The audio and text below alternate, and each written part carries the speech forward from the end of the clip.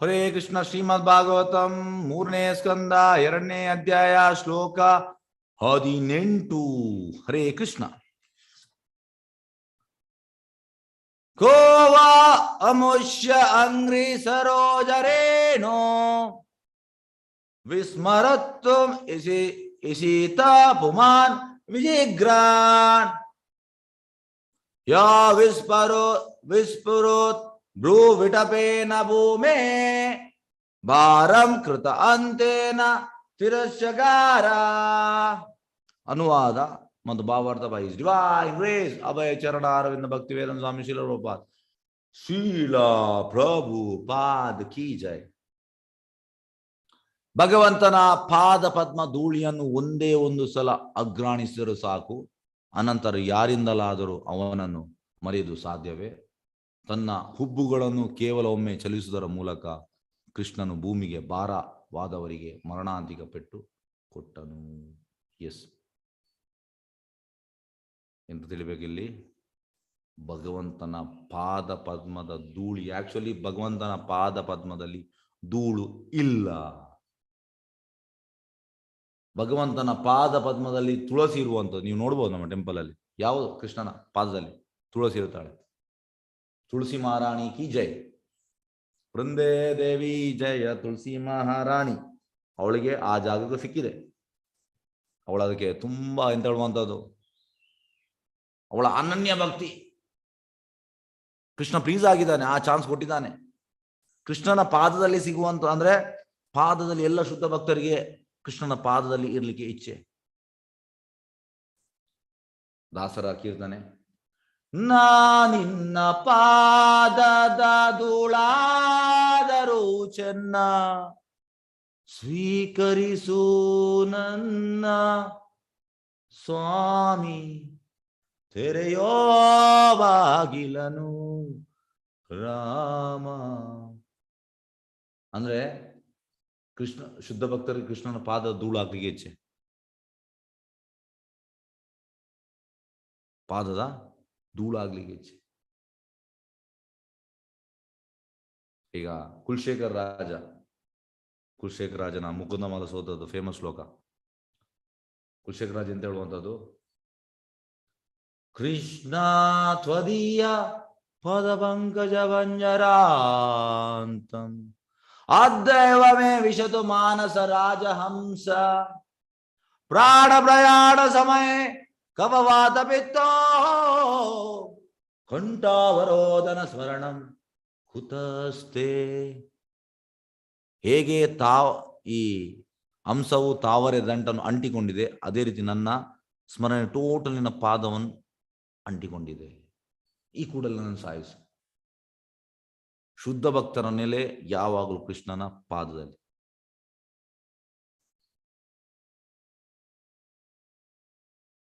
ಕೃಷ್ಣನ ಪಾದದಲ್ಲಿ ಇರ್ಲಿಕ್ಕೆ ಇಚ್ಛೆ.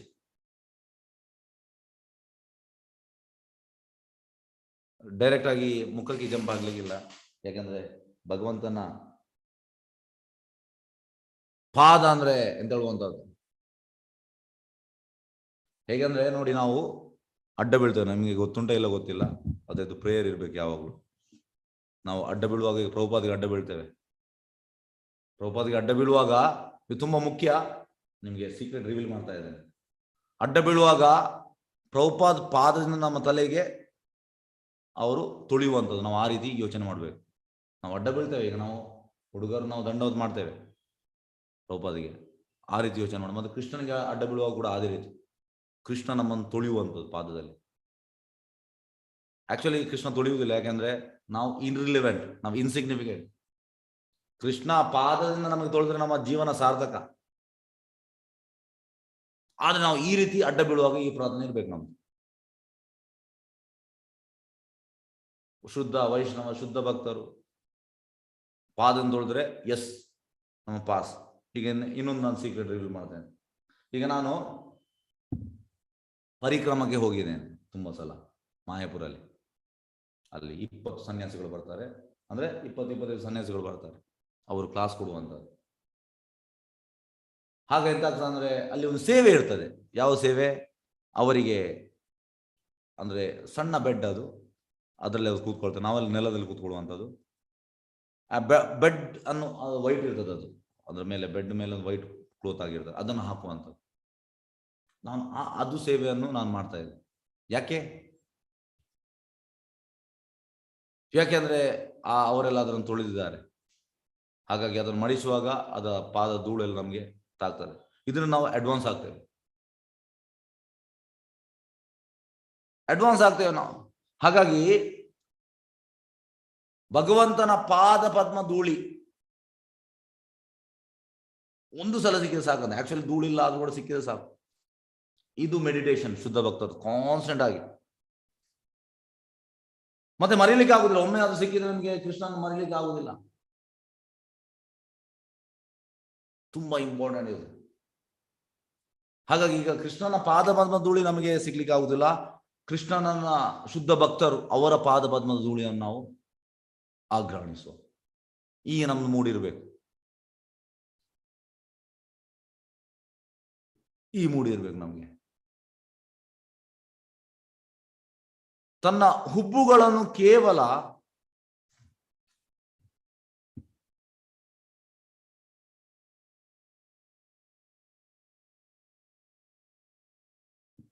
ಕೇವಲ ಒಮ್ಮೆ ಚಲಿಸುವುದರ ಮೂಲಕ ನೋಡಿ, ಹುಬ್ಬುಗಳನ್ನು ಆಚೆ ಮಾಡಿ ಭೂಮಿಗೆ ಬಾರದ ಮರ ಅಂತ ಪೆಟ್ಟುಕೊಟ್ಟಾನ. ನೀವು ಎಣಿಸಿ ಕೃಷ್ಣನ ಎಷ್ಟು ಶಕ್ತಿ ಅಂತ. ನಾವು ಹುಬ್ಬುಗಳನ್ನು ಆಚೆ ಮಾಡಿದ್ರೆ ಯಾರು ಏನಾಗುದಿಲ್ಲ. ಮತ್ತೆ ನಾವು ಯಾವ ಸಿಮೆ ದೇವರು? ಈಗ ಪ್ರಭುಪಾದ ಹೇಳ್ತಾರೆ self made god, so called god ತುಂಬಾ ಇದ್ದಾರೆ. ತುಂಬಾ ಆಧ್ಯಾತ್ಮಿಕ ಸಂಸ್ಥೆಗಳು ಹೇಳುವಂಥದ್ದು ನನ್ನ ಗುರು ದೇವರ ಅಂತ. ಎಂತ ದೇವರವ? ಅವನಿಗೆ ಪ್ರಭುಪಾದ ಹೇಳ್ತಾರೆ ಒಂದು ಹಲ್ಲು ನೋವು ಆದ್ರೆ ಅವ್ರು ಡಾಕ್ಟರ್ ಹತ್ರ ಹೋಗ್ತಾನೆ. ಎಂತ ದೇವರು? ದೇವರಿಗೆ ಹಲ್ಲು ನೋವು ಆಗ್ಲಿಕ್ಕೆ ಉಂಟಾ? ಹಾಗಿಂತ ಬೋಗಸ್ ಇದ್ದಾರೆ ಸೋ ಕಾಲ್ಡ್ ದೇವರು. ಪ್ರಭುಪಾದ ಸ್ಮ್ಯಾಶ್ ಮಾಡಿದ್ದಾರೆ ಎಲ್ಲರನ್ನು. ಹಾಗಾಗಿ ನೋಡಿ, ಇದು ಭಗವಂತ ಖಾಲಿ ಉಬ್ಬುಗಳನ್ನು ಆಚೆ ಚಲುವ ಮೂಲಕ ಭೂಮಿಗೆ ಬಾರದವರೆ ಮರಣಕ್ಕೆ ಪೆಟ್ಟು ಕೊಟ್ಟಾನು. ಭಗವಂತ ಮಾಡಿದ ನಮ್ಗೆ ಎಂತಂದ್ರೆ ಊಹಿಸ್ಲಿಕ್ಕೆ ಕೂಡ ಸಾಧ್ಯ ಇಲ್ಲ. ಯಾಕೆಂದ್ರೆ ಭಗವಂತನ ಹತ್ರ ಅಷ್ಟು ಶಕ್ತಿ ಉಂಟು. ಈಗ ಭಾವಾರ್ಥ, ಭಗವಾನ್ ಶ್ರೀಕೃಷ್ಣನು ವಿಧೇಯ ಪುತ್ರನ ಪಾತ್ರ ನಿರ್ವಹಿಸಿದವನಾದರೂ ಅವನನ್ನು ಸಾಮಾನ್ಯ ಮಾನವನಿಂದ ಒಪ್ಪಿಕೊಳ್ಳಲಾಗದು. ಸಾಮಾನ್ಯ ಮಾನವ ಅವ. ಆದ್ರೆ ಮಾಯಾವಾದಿಗಳು ಆ ರೀತಿ ಯೋಚನೆ ಮಾಡ್ತಾರೆ. ಕೃಷ್ಣ ಹುಟ್ಟಿದ ಸತ್ತ, ಇಲ್ಲಪ್ಪ ಅವ ಸಾಮಾನ್ಯ ಅಲ್ಲ, ಅವ ದೇವೋತ್ತಮ ಪರಮಪುರುಷ. ಅವನ ಕಾರ್ಯಾಚರಣೆಗಳು ಎಷ್ಟು ಅಸಾಧಾರಣವಾದುದೆಂದರೆ ಕೇವಲ ತನ್ನ ಹುಬ್ಬುಗಳನ್ನು ಏರುವಷ್ಟರಿಂದಲೇ ಅವನು ಭೂಮಿಗೆ ಭಾರವಾದವರಿಗೆ ಮರಣಾಂತಿಕ ಪೆಟ್ಟು ನೀಡಬಲ್ಲವನ. ಒಮ್ಮೆ ಎಂತಾಯ್ತಂದ್ರೆ ಪ್ರಭುಪಾದ ಭಾರತದಲ್ಲಿಯೇ ಎಲ್ಲಿಯ ಒರಿಸ್ಸಾದಲ್ಲಿಯೇ ಆಂಧ್ರದಲ್ಲಿ ಎಲ್ಲಿಯ ಅಲ್ಲಿ ಪ್ರಭುಪಾದ ಶಿಷ್ಯ ಹೇಳಿದ, ಅಲ್ಲಿ ಒಬ್ಬ ದೇವರಿದ್ದಾನೆ. ಓಕೆ, ನಾನು ಒಪ್ತೇನೆ. ಫಸ್ಟಿಗೆ ಅವ ಒಂದು ದಿವಸ ಗೋವರ್ಧನ ಬೆಟ್ಟವನ್ನು ಎತ್ತಲಿ. ಅವನಿಗೆ ಆಗುದಿಲ್ಲ ಅದು. ಮತ್ತೆಂತ ದೇವರವ? ಕೃಷ್ಣ ಮಾಡಿದನ್ನು ಮಾಡ್ಲಿ ಅವರು, ಅದು ಆಗುದಿಲ್ಲ ಅವರಿಗೆ. ಆದ್ರೆ ಅದು ಹೇಳುವಂಥದ್ದು ಇಮಿಟೇಷನ್ ಇಸ್ ಡೇಂಜರಸ್. ಮತ್ತೆ ನಾವು ಮೂರ್ಖರು, ನಾವು ಅವರು ಆ ಗುರು ಅಂತೂ ತುಂಬಾ ಪವರ್ಫುಲ್ ಗುರು, ಅವರು ದೇವರ ಹಾಗೆ. ಮೂರ್ಖರು ನಾವು. ಪ್ರಭುಪಾದ ಹೇಳುವಂಥದ್ದು blind man is following another blind man, both will go to hell. Ishopanishad ಹೇಳುವಂಥದ್ದು. ಇಬ್ಬರು ನರಕಕ್ಕೆ ಹೋಗ್ತಾರಂತೆ. ಯಾರು? ಅವರ ಸೋಕಾಳ್ ಗುರು ಮತ್ತೆ ಅವರು ಕೂಡ. ಎಷ್ಟು ಮೋಸ ಅಂದ್ರೆ ಕಲಿಯುಗದಲ್ಲಿ ಅಲ್ಲಿ ಅಲ್ಲಿ ಅಲ್ಲಿ ಅಲ್ಲಿ ಸೋಕಾಳ್ ಗುರುಗಳು ಎಲ್ಲ ಬೋಗಸ್. ಯಾಕೆ ಬೋಗಸ್? ಯಾಕೆಂದ್ರೆ ಕೃಷ್ಣನನ್ನು ಆಕ್ಸೆಪ್ಟ್ ಮಾಡ್ತಾ ಇಲ್ಲ. Wrong conclusion. ಅಂದ್ರೆ ಕೆಲವರೆಲ್ಲ ವೇದ ಉಪನಿಷತ್ ಒಳ್ಳೆ ಗೊತ್ತುಂಟು, ಆದ್ರೆ ಮಿಸ್ಇಂಟರ್ಪ್ರಿಟೇಷನ್. ಕೃಷ್ಣನನ್ನು ತುಳಿದು ಹಾಕ್ತಾರೆ. ಅವ್ರು ಹೇಳುವ ರೀತಿಯಲ್ಲಿ ನಿಮ್ಗೆ ಅಂತಂದ್ರೆ ಕೆಲವರು ಸಂಸ್ಕೃತ ಒಳ್ಳೆ ಗೊತ್ತಿರ್ತದೆ, ಆದ್ರೆ ಕೃಷ್ಣನ ವೈರಿ, ಕೃಷ್ಣನನ್ನು ಅಂದ್ರೆ ಕೃಷ್ಣನನ್ನು ಮೂಲೆಗೆ ಹಾಕಿದ್ದಾರೆ. ಎಲ್ಲಿ ನಾವು ಮನೆಯಲ್ಲಿ ಈ ಪೊರ್ಕೆ ಇಡಿಸುಡಿ ಅಂತ ಹೇಳ್ತೇವೆ, ಅದರಲ್ಲಿ ಅದು ನಮ್ಮ ಮೂಲೆಯಲ್ಲಿ ಇರುವಂತದ್ದು ಒಂದು ಕಾರ್ನಲ್ಲಿ. ಅದೇ ರೀತಿ ಈ ಮಾಯವಾದಿಗಳು, ನಿರಾಕಾರವಾದಿಗಳು ಭಗವಂತನನ್ನು ಮೂಲೆಗೆ ಹಾಕಿದ್ದಾರೆ. ಅವರಿಗೆ ಎಂತ ಪನಿಷ್ಮೆಂಟ್? ಈಶೋಪನಿಷತ್ ಪ್ರಕಾರ they will go to the darkest region of the hell. Ishopanishad ಹೇಳುವಂಥದ್ದು, ನಾವಲ್ಲ. ಈಶೋಪನಿಷತ್ ಹೇಳ್ತದೆ ಎಂತದು ಶ್ಲೋಕ? ಅಂಧಂ ತಮ ಪ್ರವಿಶ್ಯಂತಿ ಏ ಅಸಂಭೂತಿ ಉಪಾಸತೆ ತಥೋ ಭೂಯ ಇವತೆ ತಮೋ ಯಾಯು ಸಂಭೂತ್ಯಾಯ ಮೃತ they will go to the darkest region of hell. Ishopanishad ಹೇಳ್ತಾರೆ. ಹಾಗಾಗಿ ಭಗವಂತನನ್ನು ಈ ರೀತಿ ಖಂಡನೆ ಮಾಡಿದವರು ಅವರಿಗೆ ಈ ಲೈಫಲ್ಲಿ ಓಕೆ, ಲಾಸ್ಟ್ ಲೈಫ್ ಪುಣ್ಯ, ಸ್ವಲ್ಪ ಲಾಸ್ಟ್ ಲೈಫ್ ಪುಣ್ಯ ಮಾಡಿದ್ದಾರೆ. ಹಾಗಾಗಿ ಈ ಲೈಫಲ್ಲಿ ಸ್ವಲ್ಪ ವೇದ ಉಪನಿಷತ್ ಕಲ್ತಿದ್ದಾರೆ. ಆದರೆ ಭಗವಂತನನ್ನು ಯಾರು ಈ ರೀತಿ ಸೈಡ್ ಮಾಡ್ತಾನೆ ಅವನಿಗೆ ಅಂತೂ ನೆಕ್ಸ್ಟ್ ಲೈಫಲ್ಲಿ ಉಂಟೆ ಉಂಟು. ಹಾಗಾಗಿ ನಾವು ಈ ವಿಷಯದಲ್ಲಿ ತುಂಬಾ ಎಚ್ಚರಿಕೆ ಇರಬೇಕು. ಮತ್ತೆ ಯಾರು ಈ ರೀತಿ ಎಲ್ಲ ಕ್ರಿಟಿಸೈಸ್ ಮಾಡ್ತಾರೆ ಭಗವಂತನನ್ನು ಮತ್ತೆ ಶುದ್ಧ ಭಕ್ತರನ್ನು, ಅಲ್ಲಿ ನಾವು ಇರಲು ಕೂಡಬಾರದು. ಸಾಧ್ಯವಾದ್ರೆ ನಾವು ಡಿಫೀಟ್ ಮಾಡಬೇಕು. ಆದ್ರೆ ಆರ್ಗ್ಯುಮೆಂಟ್ ನೆವರ್ ವಿನ್ಸ್. ನಮ್ಗೆ ಅಷ್ಟು ಗೊತ್ತಿರಬೇಕು ಅವನನ್ನು ಡಿಫೀಟ್ ಮಾಡ್ಬೇಕಿದ್ರೆ ನಾವು ಆ ಪ್ಲೇಸ್ ಬಿಟ್ಟು ಬರಬೇಕು. ಎಸ್, ಯಾಕಂದ್ರೆ ಮಾಯವಾದಿ ಭಾಷಾ ಸುನಿಲ ಹೋಯಿಲ ಸರ್ವನಾಶ ಚೈತನ್ಯ ಬಾಬು ಹೇಳಿದ್ದಾರೆ. ಯಾಕಂದ್ರೆ ನಮ್ಮ ಈಸ್ ಎ ಕೃಷ್ಣ ಅಪರಾಧಿ, ಹೋಯಿಲ ಸರ್ವನಾಶ, ನಾವು ಹೋದೆವು. ಹಾಗಂದ್ರೆ ಇದರಲ್ಲಿ ನಾವು ತುಂಬಾ ಜಾಗ್ರತೆಯಲ್ಲಿರ್ಬೇಕು. ಎಸ್, ಈಗ 19ನೇ ಶ್ಲೋಕಕ್ಕೆ ಹೋಗುವ. ಶ್ಲೋಕ 19. ದೃಷ್ಟ ಭವದ್ವಿನನುರಾಜಸೂಯೇ ಚೈದಸ್ಯ ಕೃಷ್ಣನ್ ವಿಷಿತ ಅಪಿ ಸಿದ್ಧಿ ಯಾಂ ಯೋಗಿನ ಸಂಸ್ಮೃಯಂತಿ ಸಮ್ಯಕ್ ಯೋಗೇನ ಗಾತತ್ ವಿರಹಂ ಸಹೇತ. ಅನುವಾದ ಮತ್ತು Bhagavata by divine grace Abhay Sharanananda Bhaktivedanta Swami Srila Prabhupada ಕಿ ಜೈ.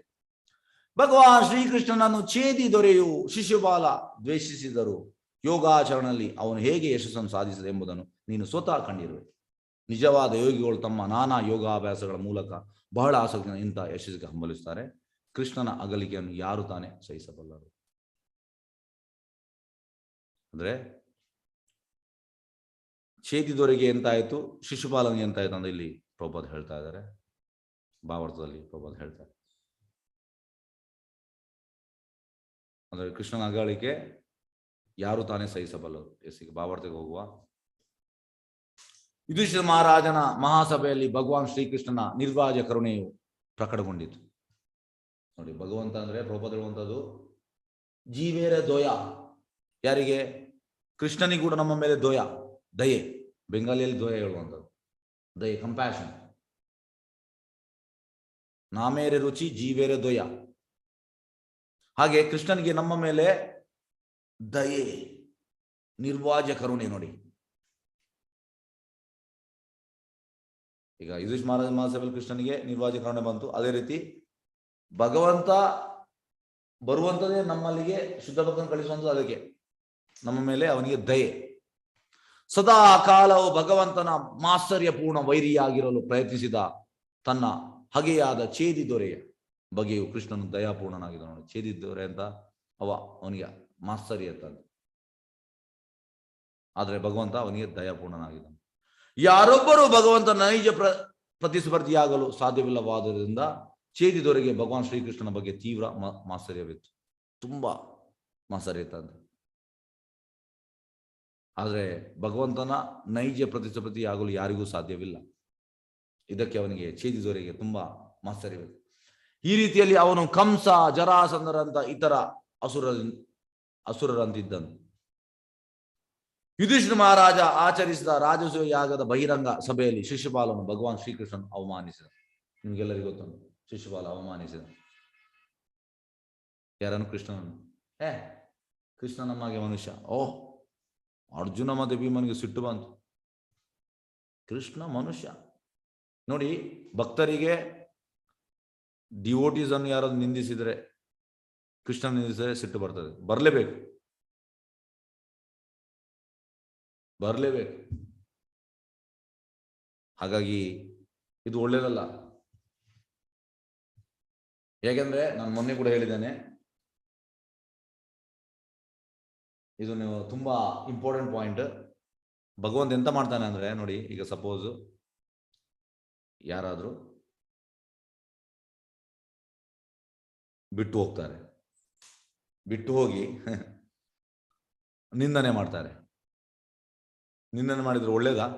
ವೈಷ್ಣವ ನಿಂದನೆ. ಯಾಕೆಂದ್ರೆ ಫಸ್ಟ್ ಆಫೆನ್ಸ್ ಎಂತ? To blossom the devotees who have dedicated the life. ಯಾರು ಟೋಟಲ್ ಆಗಿ ಕೃಷ್ಣನಿಗೆ ಡೆಡಿಕೇಟ್ ಮಾಡಿದ್ದಾನೆ ಮತ್ತೆ ಅವರಿಗಿಂತ ಸೀನಿಯರ್, ಅವರ ನಿಂದನೆ ಮಾಡಿದ್ರೆ ಎಂತ ಆಗ್ತದೆ? ಅವನ ಜ್ಞಾನ ಇರ್ಬೋದು, ಆದ್ರೆ ರಿಯಲೈಸೇಷನ್ ಭಗವಂತ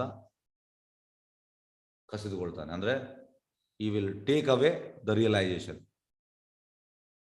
ರಿಯಲೈಸೇಷನ್ ಇಂದ, ಸಾಕ್ಷಾತ್ಕಾರದಿಂದ ಮಾತ್ರ ನಾವು ಒಬ್ಬರಿಗೆ ಪರಿವರ್ತನೆ ಮಾಡಲಿಕ್ಕೆ ಆಗುವಂಥದ್ದು, ನಮ್ಮ ಜ್ಞಾನದಿಂದ ಅಲ್ಲ. ಮಾಯವಾದಿಗಳಿಗೆ ಕೂಡ ಜ್ಞಾನ ಉಂಟು, ನಿರಾಕಾರವಾದಿಗಳು ಕೂಡ ಉಂಟು, ಆದ್ರೆ ಅವರಿಗೆ ಸಾಕ್ಷಾತ್ಕಾರ ಇಲ್ಲ. ಹಾಗೆ ಇದು ತುಂಬಾ ಮುಖ್ಯ ಅಂಶ. ಕ್ರಿಟಿಸೈಸಿಂಗ್ ಡಿವೋಟೀಸ್ ತುಂಬಾ ಇದು ಎಂತ ಹೇಳುವಂಥದ್ದು. ಹಾಗಾಗಿ ಸಿಟ್ಟು ಬರ್ತದೆ, ಬರಲೇಬೇಕು. ವೈಷ್ಣವರನ್ನು, ಗುರುವನ್ನು, ಕೃಷ್ಣನನ್ನು ಯಾರು ಕ್ರಿಟಿಸೈಸ್ ಮಾಡಿದ್ರೆ ನಮಗೆ ಸಿಟ್ಟು ಬರಲೇಬೇಕು.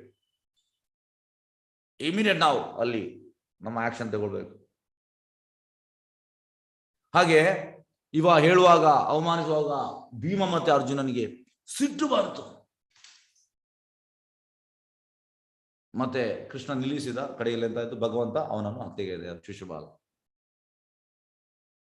ಆದರೆ ಚೇದಿ ದೊರೆಯ ದೇಹದಿಂದ ಬೆಳಕೊಂದು ಹೊರಬಿದ್ದು ಭಗವಾನ್ ಶ್ರೀಕೃಷ್ಣನ ದೇಹದಲ್ಲಿ ಲೀನವಾದ ಸಭೆಯಲ್ಲಿ ನೆರೆದಿದ್ದ ಪ್ರತಿಯೊಬ್ಬರು ಕಂಡವರು ನೋಡಿ. ಇದು ಹೇಳುವಂಥದ್ದು ಭಗವಂತನ ದೇಹದಿಂದ ಬರುವ ಬ್ರಹ್ಮಜ್ಯೋತಿ. ಈಗ ಇವರಿಗೆ ಮಾಯಾವಾದಿಗಳಿಗೆ, ನಿರಾಕಾರವಾದಿಗಳಿಗೆ ಇದು ಇಚ್ಛೆ, ಅಂದ್ರೆ ದೇವರಲ್ಲಿ ಒಂದಾಗುವಂಥದ್ದು. ಅಂದ್ರೆ it is the last stage of maya ಅಂತೆ. They want to become like God. I am God. ಅದು ಕೂಡ ಮಾಯಾ, ಲಾಸ್ಟ್ ನೇರ್ ಆಫ್ ಮಾಯಾ. ನಾನು ದೇವರು. ಅವರ ಒಬ್ಬರೊಬ್ಬರನ್ನು ಕರೆಯುವಂಥದ್ದೇ, ನೀನು ನಾರಾಯಣ, ನಾನು ನಾರಾಯಣ, ನಾವು ದೇವರಾದೇವು. ಅದು ಕೂಡ ಒಂದು ಇಂದ್ರಿಯ ಸುಖ. ಅದಕ್ಕೆ ವೈಷ್ಣವರಿಗೆ ಈ ಸಾಯುಜ್ಯ ಮೋಕ್ಷ ಇಷ್ಟವೇ ಇಲ್ಲ, ಇಷ್ಟ ಇಲ್ಲ. ಅಂದರೆ ಛೇದಿ ರಾಜ ಪರಮ ಪುರುಷನೊಂದಿಗೆ ಒಂದಾಗುವ ಮೋಕ್ಷ ಪಡೆದನೆಂದು ಅರ್ಥ. ಅಂದ್ರೆ ಸಾಯುಜ್ಯ ಮೋಕ್ಷ. ಇದು ಜ್ಞಾನಿಗಳು ಮತ್ತು ಯೋಗಿಗಳು ಬಹಳವಾಗಿ ಬಯಸುವ ಸಿದ್ಧಿ ನೋಡಿ. ಹೆಚ್ಚಿನವರಿಗೆ ಇದೇ ಇಚ್ಛೆ, ಅಂದ್ರೆ ನನಗೆ ದೇವರಾಗಬೇಕು.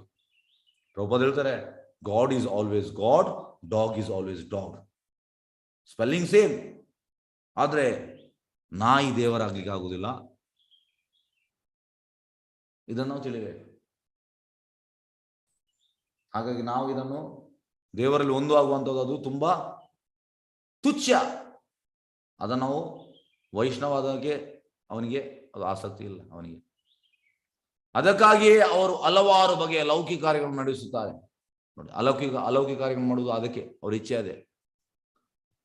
ಹೂವಾತ್ಮಕ ಚಿಂತನೆಯ ಅಥವಾ ಯೋಗ ಸಿದ್ಧಿಯ ನಿಗೂಢ ಶಕ್ತಿಗಳ ಬಲದಿಂದ ಪರಮ ಸತ್ಯವನ್ನು ಅರ್ಥ ಮಾಡಿಕೊಳ್ಳಲು ಪ್ರಯತ್ನಿಸುವವರು ಸ್ವಯಂ ಭಗವಂತನಿಂದ ಹತರಾದವರ ಗುರಿಯನ್ನೇ ಸಾಧಿಸುತ್ತಾರೆ. ಭಗವಂತನಿಂದ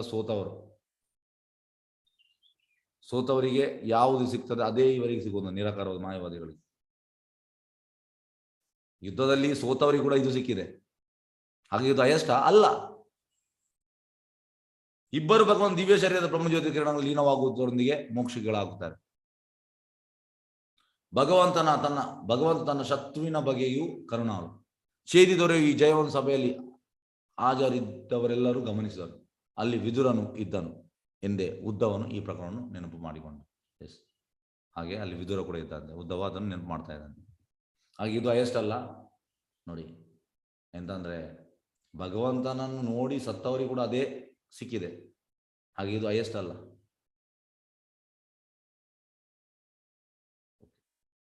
ಹತರಾದವರು ಗುರಿಯನ್ನು ಸಾಧಿಸುತ್ತಾರೆ. ಸೇಮ್ ಅದನ್ನೇ ಬ್ರಹ್ಮಜ್ಯೋತಿ. ಎಸ್, ಈ ಶ್ಲೋಕದಲ್ಲಿ ತುಂಬಾ ಪ್ರಭುಪಾದ್ ವಿವರವಾಗಿ ಹೇಳಿದ್ದಾರೆ. ಅದನ್ನು ನಾವು ಅರ್ಥ ಮಾಡುವ. ಎಸ್, ಶ್ಲೋಕ 20. ತಥಾ ಏವ ಚ ಅನ್ಯೇ ನರಲೋಕವೀರ ಏಹಾಹವೇ ಕೃಷ್ಣ ಮುಖಾರವಿಂದಂ ನೇತ್ರೇ ಭಿವಂತ ನಯನ ಅಭಿರಾಮಂ ಪಾರ್ಥ ಅಸ್ತ್ರಭೂತ ಪದಂ ಆಪು ಅಸ್ಯ.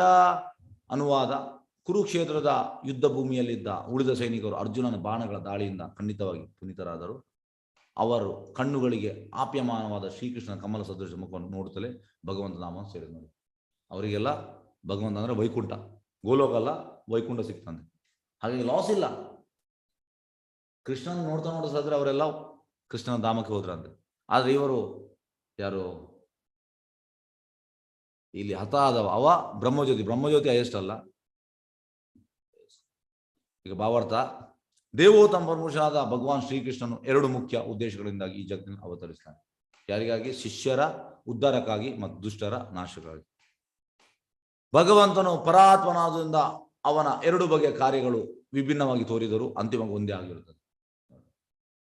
ನಮಗೆ ಕಾರ್ಯ ವಿಭಿನ್ನ ಆದರೆ ಅಂತಿಮ ಒಂದೇ. ಶಿಶುಪಾಲ ವಧೆ ಅಂತ ಅವನ ಕಾರ್ಯವು ಶಿಷ್ಯ ಸಂರಕ್ಷಣೆಯಷ್ಟೇ ಪವಿತ್ರವಾದದ್ದು. ಅರ್ಜುನನ ವಿರುದ್ಧ ಯುದ್ಧ ಮಾಡಿದ ಯೋಧರಿಗೆ ಭಗವಂತನ ಕಮಲ ಸದೃಶ ಮುಖವನ್ನು ದರ್ಶನ ಮಾಡಲು ಸಾಧ್ಯವಾಯಿತು ನೋಡಿ.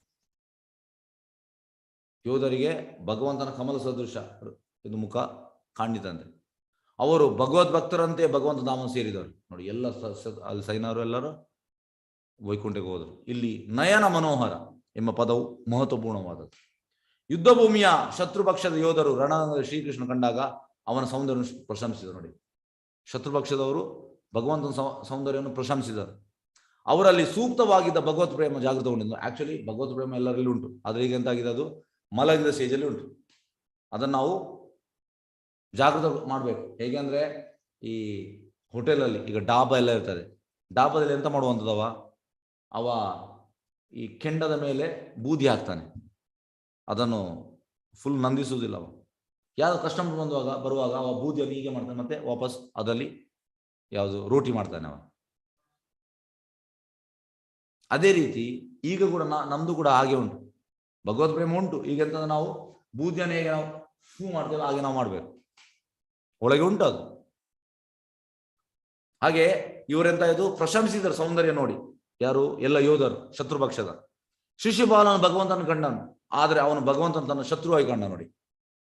ಅವನಲ್ಲಿ ಭಗವತ್ ಪ್ರೇಮ ಜಾಗೃತವಾಗಲಿಲ್ಲ. ಶಿಶುಪಾಲ ಅಂತ ಭಗವತ್ ಪ್ರೇಮ ಇರಲಿಲ್ಲ. ಆದ್ರೆ ಶಿಶುಪಾಲನು ಭಗವಂತನ ಬ್ರಹ್ಮಜ್ಯೋತಿ ಎಂದು ಕರೆಯಾದ ನಿರಾಕಾರ ಪ್ರಭೆಯಲ್ಲಿ ಐಕ್ಯವನ್ನು ಸಾಧಿಸಿದ. ಹಾಗೆ ಅವನಿಗೆ ಬ್ರಹ್ಮಜ್ಯೋತಿ ಸಿಗ್ತದೆ. ಹಾಗಾಗಿ ಈ ಮಾಯಾವಾದಿಗಳು ಬಯಸುವಂಥದ್ದು, ಈ ನಿರಾಕಾರ ಬಯಸುವಂಥದ್ದು ಶಿಶುಪಾಲನಿಗೆ ಎಂದು ಸಿಕ್ಕಿದದು. ಹಾಗೆ ಇದು ಹೈಯೆಸ್ಟ್ ಅಲ್ಲ. ನಾವು ಮತ್ತೆ ಮತ್ತೆ ನಿಮಗೆ ಸ್ಟ್ರೆಸ್ ಮಾಡಿ ಹೇಳ್ತಾ ಇದ್ದೇವೆ, ಇದು ಹೈಯೆಸ್ಟ್ ಅಲ್ಲ. ಭಗವಂತನ ಐಕ್ಯವಾಗುವಂಥದ್ದು. ಶತ್ರುಗಳು ಅಲ್ಲದೆ ಮಿತ್ರರು ಅಲ್ಲದೆ ಭಗವಂತನ ಮುಖದ ಸೌಂದರ್ಯ ಪ್ರಶಂಸಿ ಭಗವತ್ ಪ್ರೇಮದಿಂದ ತಟಸ್ಥರಾಗಿ ಉಳಿದವರು ಆಧ್ಯಾತ್ಮ ಲೋಕ ವೈಕುಂಠ ಸೇರಿ ನೋಡಿ. ಉಳಿದವರೆಲ್ಲ ವೈಕುಂಠಕ್ಕೆ ಹೋದ್ರಂತೆ.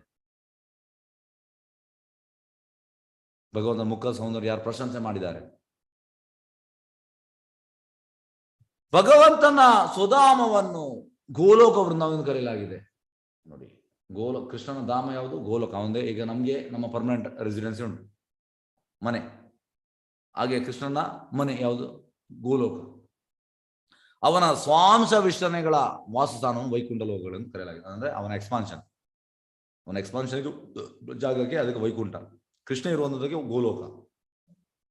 ವೈಕುಂಠ ಲೋಕದಲ್ಲಿ ಭಗವಂತನು ನಾರಾಯಣ ಆಗಿದ್ದಾನೆ. ವೈಕುಂಠ ಎಂದ ನಾರಾಯಣನಾಗಿ. ಪ್ರತಿಯೊಬ್ಬ ಜೀವಿಯಲ್ಲೂ ಭಗವತ್ ಪ್ರೇಮ ಸೂಕ್ತವಾಗಿರುತ್ತದೆ. ಭಗವಂತನಿಗೆ ಸಲ್ಲಿಸುವ ಭಕ್ತಿ ಸೇವೆಯ ಕ್ರಮವು ಸೂಕ್ತವಾಗಿರುವ ಈ ಶಾಶ್ವತ ಭಗವತ್ ಪ್ರೇಮವನ್ನು ಜಾಗೃತಗೊಳಿಸಿದ ಹಾಗೆ. ಹಾಗೆ ಈ ಪ್ರೇಮವನ್ನು ನಾವು ಜಾಗೃತಗೊಳಿಸಬೇಕು. ಇದು ಈಗ ಮರೆತು ಬಿಟ್ಟಿದ್ದೇವೆ. ಜೀವು ಜಾಗೋ ಜೀವು ಜಾಗೋ ಗೋರಾ ಚಾಂದ್ ಬೋಲೆ ಕೋತಾ ನಿದ್ರಾ ಚಾವೋ ಮಾಯಾ पिशाची रखोले जीव जागो गोरा चांद बोले कोता निद्रा चाओ माया पिशाची रखोले. ಅಂದ್ರೆ ನಾವು ಜಾಗೃತಿಗೊಳಿಸಬೇಕು. ಒಳಗೆ ಉಂಟು, ಆಲ್ರೆಡಿ ಇನ್ಬಿಲ್ಟ್ ಉಂಟು. ಅದ್ರಿಗೆ ಎಂತಾಗಿದೆ, ಈಗ ಇಂಜಿನ್ ಕೆಲವೊಮ್ಮೆ ನಾವು ಯೂಸ್ ಮಾಡುವುದಿಲ್ಲ, ಯೂಸ್ ಮಾಡಿದ ಮೇಲೆ ಅದು ಸರಿ ಆಗ್ತದೆ. ಯೂಸ್ ಮಾಡಿದ್ರೆ ಎಂತ ಆಗ್ತದೆ, ಅದು ರನ್ನಿಂಗ್ ಕಂಡೀಷನ್ ಇರುವುದಿಲ್ಲ. ಈಗ ನಮ್ದು ರನ್ನಿಂಗ್ ಕಂಡೀಷನ್ ಇಲ್ಲ. ಆಕ್ಚುಲಿ ಭಗವತ್ ಪ್ರೇಮ ಒಳಗೆ ಉಂಟು, ಅದ್ರದ್ದು ಮಲಗಿದ ಸ್ಟೇಜಲ್ಲಿ ಉಂಟು,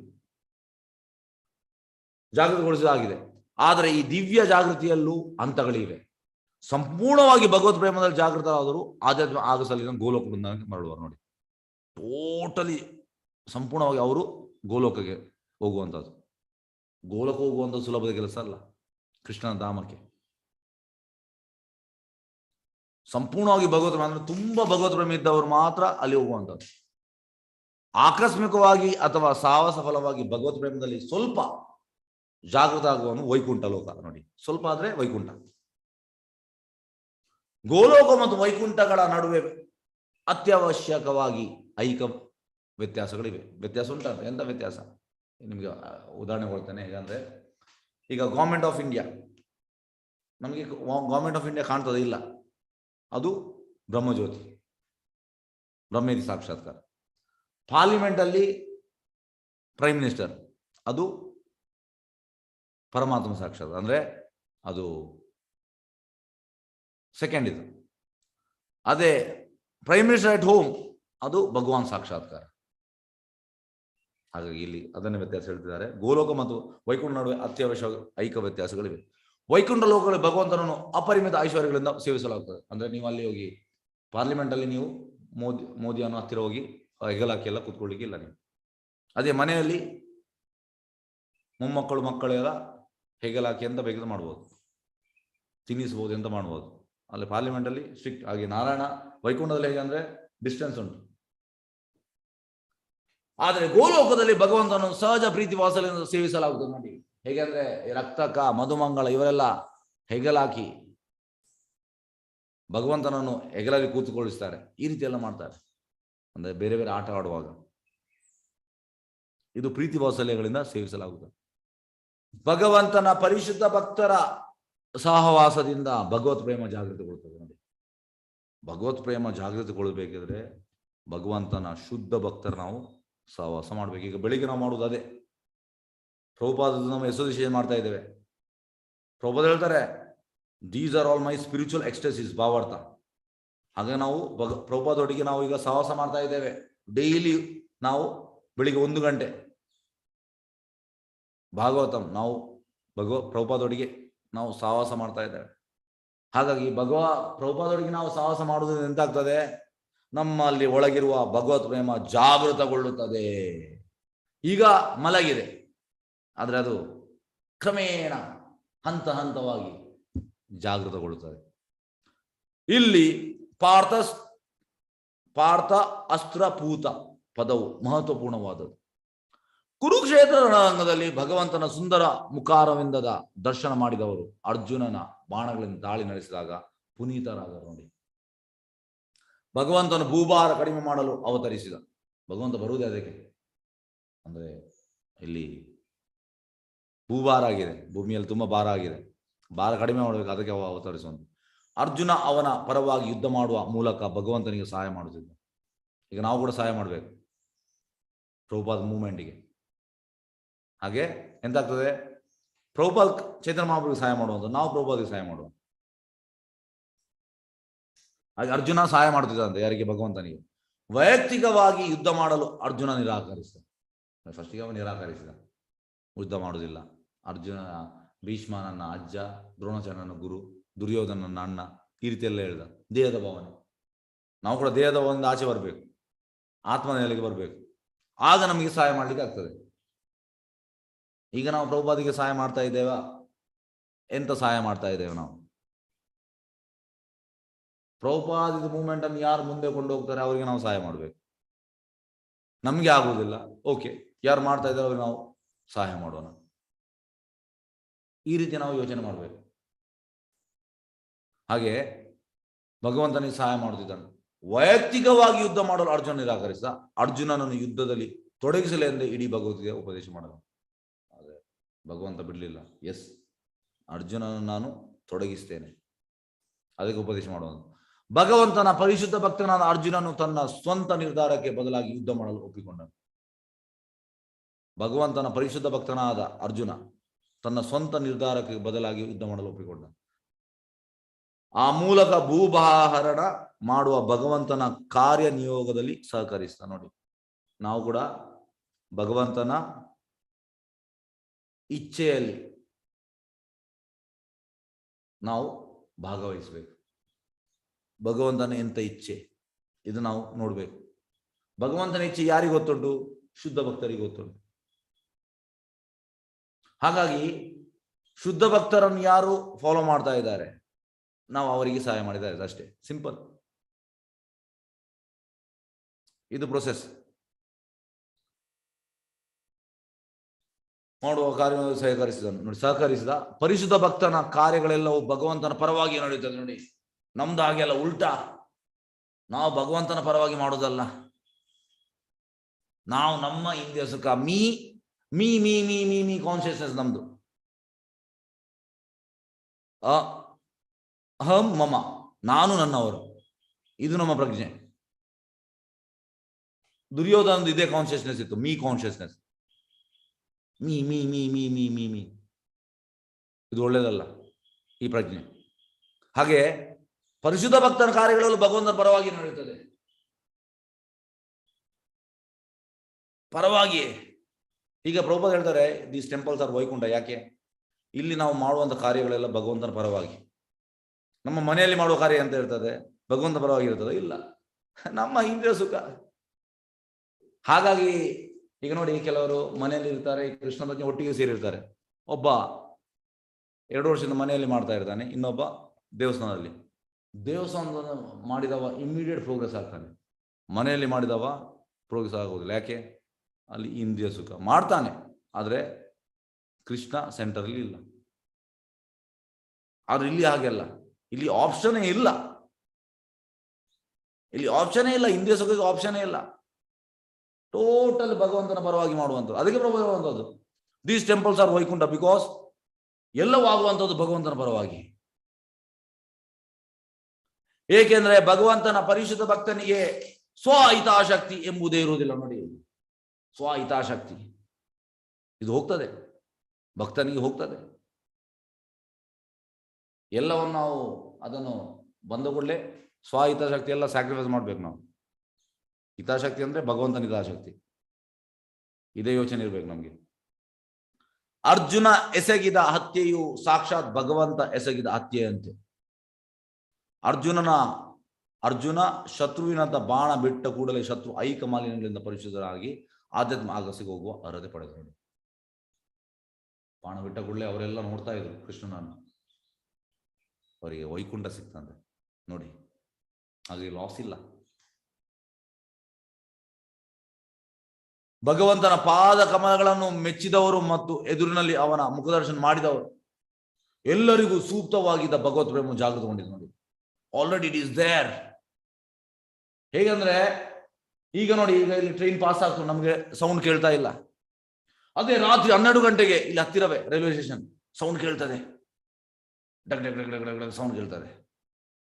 ಅದೇ ರೀತಿ ನಮ್ಮಲ್ಲಿ ಭಗವತ್ ಪ್ರೇಮ ಉಂಟು, ಆದ್ರೆ ಈಗ ಈ ಭೌತಿಕ ಇಚ್ಛೆಯಿಂದ ಅದು ಎಂತಾಗಿದೆ, ಕವರ್ ಆಗಿದೆ. ಅದನ್ನು ವಾಪಸ್ ನಾವು ಜಾಗೃತಗೊಳಿಸಬೇಕು. ಎಲ್ಲರಿಗೂ ಸೂಕ್ತವಾಗಿ ಭಗವಂತ ಜಾಗೃತಗೊಂಡಿತ್ತು. ಹೀಗೆ ಅವರೆಲ್ಲರೂ ಒಮ್ಮೆಗೆ ವೈಕುಂಠ ಲೋಕಗಳಿಗೆ ಹೋದರೆ ಹೊರತು ಶಿಶುಪಾಲ ಅಂತ ನಿರಾಕರಿಸಿದ್ಯ ಬ್ರಹ್ಮಜ್ಯೋತಿಗಲ್ಲ. ನೋಡಿ, ಬ್ರಹ್ಮಜ್ಯೋತಿ ಅಲ್ಲ, ವೈಕುಂಠ. ಹಾಗಾಗಿ ವೈಕುಂಠ ಲೋಕಕ್ಕೆ ಹೋಗುವಂಥದ್ದು ನಮ್ದು ಇಚ್ಛೆಯಾಗಿರ್ಬೇಕು.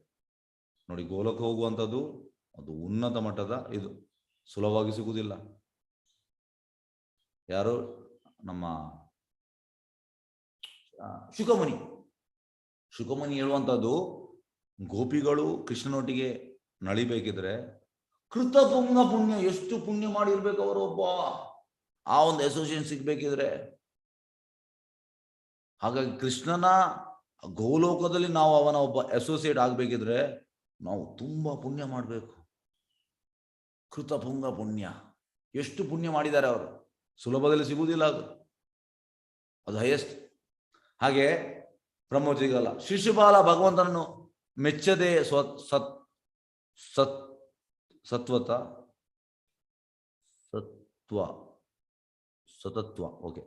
ಸತತ್ವ, ಆದರೆ ಉಳಿದವರು ಭಗವಂತನ ಇಷ್ಟಪಟ್ಟು ಸತತ್ವರು. ಓಕೆ, ಒಬ್ಬ ಮೆಚ್ಚದೆ ಇದು ಮಾಡಿದ ಯಾರು? ಶಿಶುಪಾಲ. ಉಳಿದವರು ಮೆಚ್ಚಿ.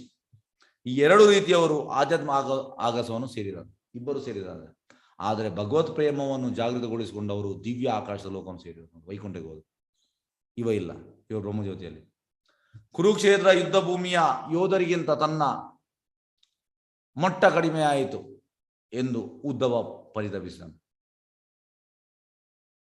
ಏಕೆಂದ್ರೆ ಅವರೆಲ್ಲ ವೈಕುಂಠವಾಸಿಗಳಾದರು. ನೋಡಿ, ಆದರೆ ಉದ್ಧವ ಮಾತ್ರ ಭಗವಂತನ ಅಂತರ್ಧಾನಕ್ಕೆ ದುಃಖಿಸುತ್ತಾ ಭೂಲೋಕದಲ್ಲಿ ಉಳಿದರು. ಅಂದ್ರೆ ಇದು ಭಕ್ತನ ಯಾವಾಗಲೂ ಮೆಂಟಾಲಿಟಿ. ಅವು ಎಣಿಸುವಂಥದ್ದು ನಾನ್ ಇನ್ಸಿಗ್ನಿಫಿಕೆಂಟ್. ಅದರ Uddhava top most devotee. Prabhupada ಹೇಳ್ತಾರೆ ಈ was a close associate of Krishna.